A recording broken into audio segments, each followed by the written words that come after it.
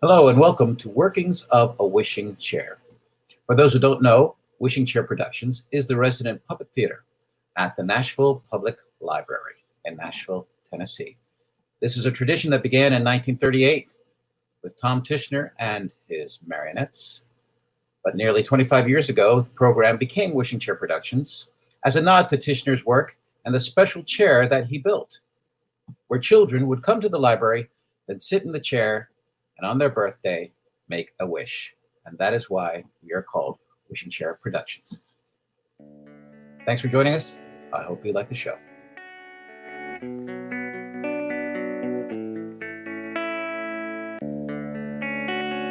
Hi, everybody. Hi. I'm Mary, and this is my friend Evelyn, and we're part of Wishing Chair Productions, which is the puppet company that works out of the Nashville Public Library. Yep. We're all part of the library family, and we are here today to talk to you about performance. Woohoo! Performing puppets. Performing puppets is what we do, what we like to do best. We like telling stories, don't we? We do. And both Evelyn and I have backgrounds in acting. Yes. Yeah, will you tell me about your background a little Yeah. bit? I've been actually acting for 25 years, something like that. I started out in theater. I've done some on-camera film stuff, but theater is my first love. And what about you, Mary? Same here. I mean, I've been acting a really long time, about 40 years. Whoa! Yeah, I know.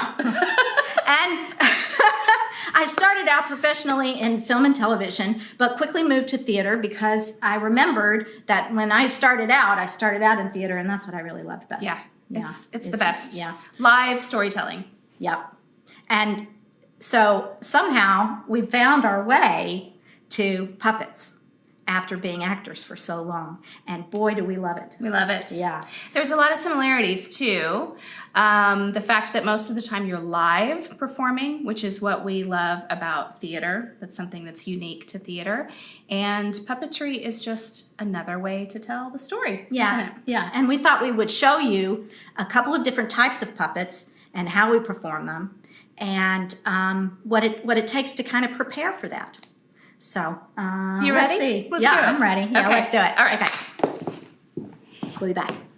So we've got three main types of puppetry that we encounter most often in our shows at the Nashville Public Library. There's actually more kinds of puppetry than just what we're going to show you today, but this is mostly what we end up using for our shows. So you've got marionettes, you've got rod puppets, and hand puppets. We'll show you a little bit about all three of those. And to get us started, we've got Mary, and she's going to bring a marionette out and tell you about it. All right, here comes Cinderella.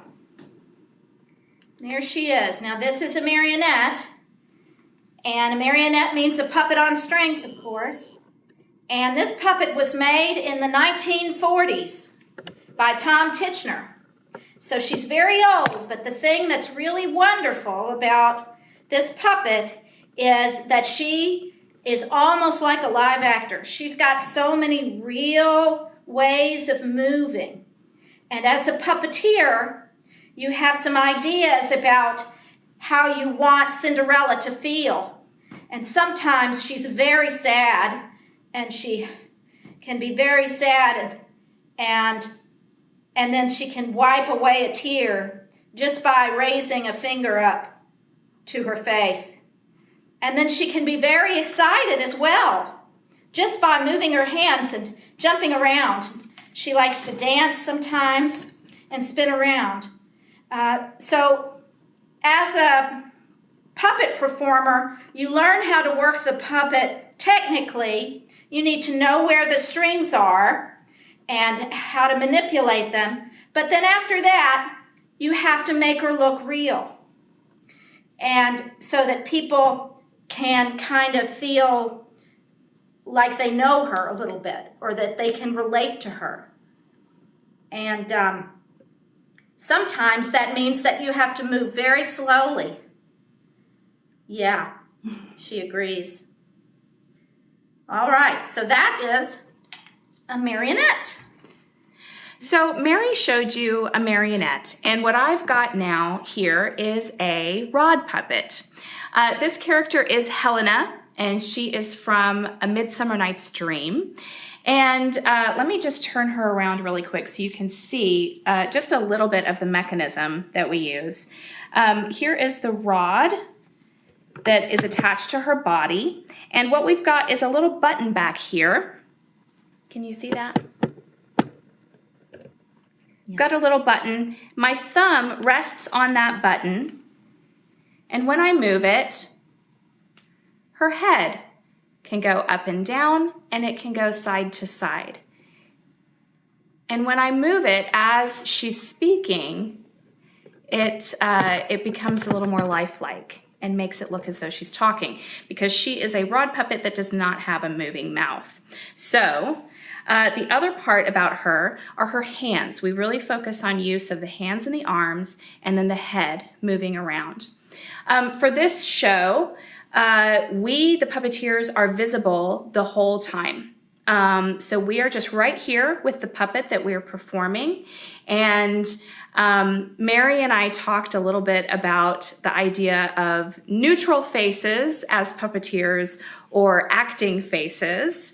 And we both agreed that for us, we do a little bit of acting face. Now, there's a school of thought that the puppeteer should remain as neutral as possible so that all the focus goes to the puppet. And I can totally agree with that in theory, but I find that it's much more satisfying if my face is supporting whatever the puppet is going through. So I don't want to draw focus away from the puppet, but I want to support the performance that the puppet is giving as well. So this is Helena, and she is from A Midsummer Night's Dream. What happens when Helena cries? She cries a lot, doesn't she? She cries a lot, yes. So her head, all I have to do is let her head rest so that she looks sort of down, and she can put her hand over her face and cry, wiggle her head a little bit. That's right, yeah. She does a lot of gesturing. She's very spirited. And she also likes to thwack people on the chest. There's all sorts of things that she enjoys doing. She's a very active character. And so your arm gets a really nice little workout because we're right here and she's not sitting on anything. You just have to hold her up in space and move her around. Hi. Now we have hand puppets. Hand puppets are fun. Hand puppets are super fun. Yeah. There are a few tricks to working them. But. Right? Pass me the oregano. Which one is the oregano? I don't know. Oh, never mind. I'll do it myself. You see, right then we were just playing around, and I forgot to move the mouth of the puppet. It happens. But you have to practice. You do have to practice. Yes. That's true. Yes.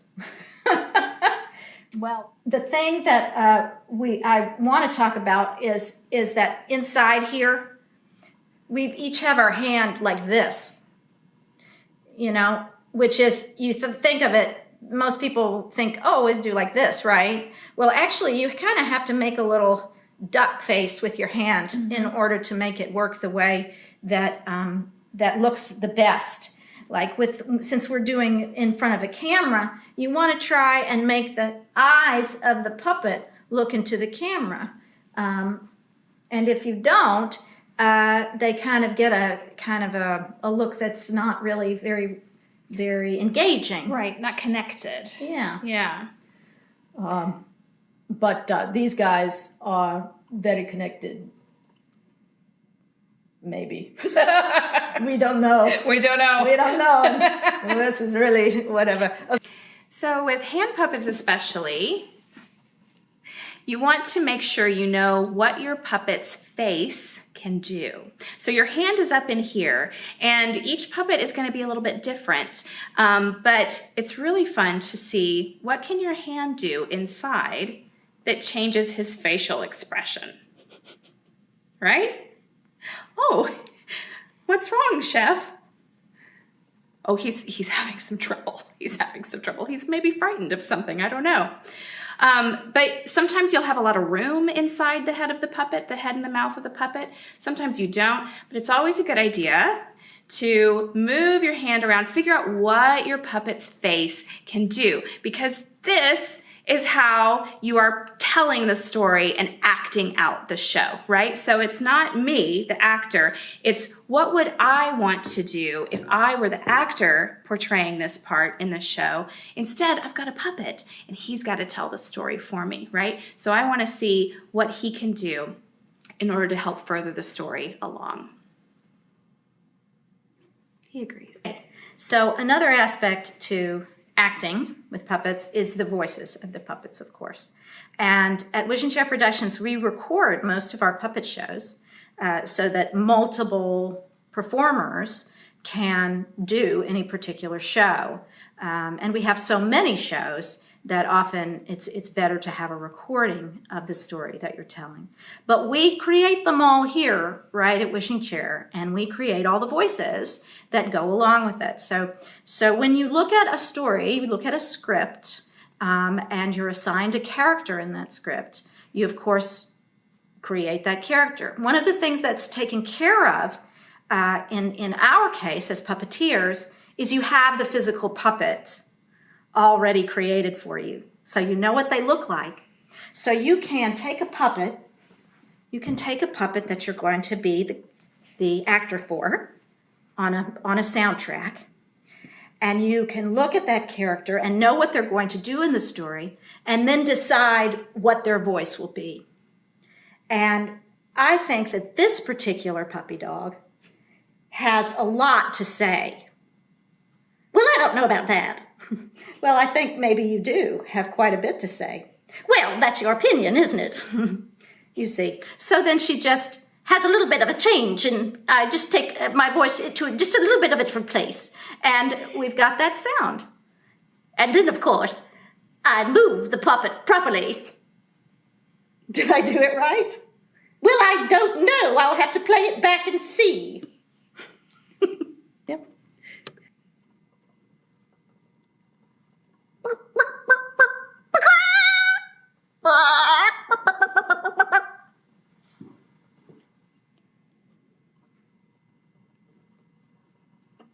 Oh, hello.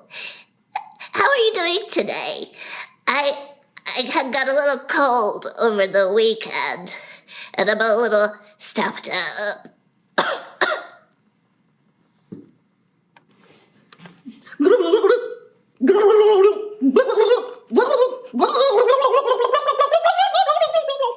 Well, so then I said to her the other day, I said, "What kind of apples do you think I was using?"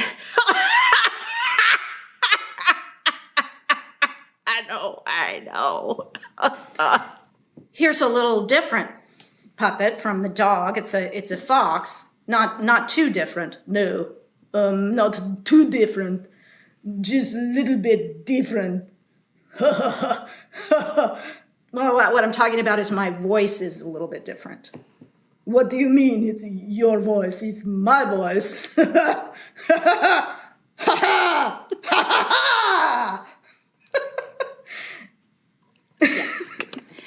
So basically the thing to keep in mind about performing a puppet is that it is very important, obviously, to know the mechanics of the puppet that you are working, right? So for marionettes, you need to know how to use the control bar and which strings to pull and when. For the rod puppet, you need to understand how to hold it. You've got to develop stamina. How do you move the rod so that the arms move in a pleasing way, etc. All of those things, technicalities. But then beyond that, once you sort of get a handle on how the puppet moves and what makes it work exactly, then it is time to focus on performance and imbue the puppet with the spirit of the character that you have built with it and with the role that it plays in the story that you're telling. Remembering that it is a substitute for a human actor, and instead of me getting up on stage and telling the story with my voice and my movement, I am transferring all of that into the puppet and telling the story that way. What she said. That's it. We hope this encourages you to go out and create your own stories and make your own puppets and perform. Keep experimenting and keep trying until you get it right, until you are happy with the way that you're telling your story. Yeah. Thanks for watching. Bye. Bye.